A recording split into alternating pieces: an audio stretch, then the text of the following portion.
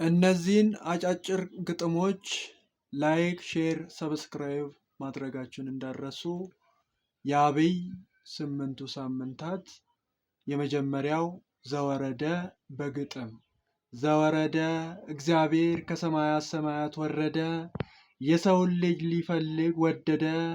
አዳምና ሔዋን በፈጸሙት በደል የጽድቅ ስራቸው እንደ መርገም ሲቀል፣ አምላክም ሰው ሆነ ከሰው ተወለደ፣ አዳምን ሊያድነው እርሱ ተዋረደ። አምላክም ሰው ሲሆን ሰውም አምላክ ሆነ፣ ዲያብሎስ ተዋርዶ የሰው ልጅ ግን ዳነ።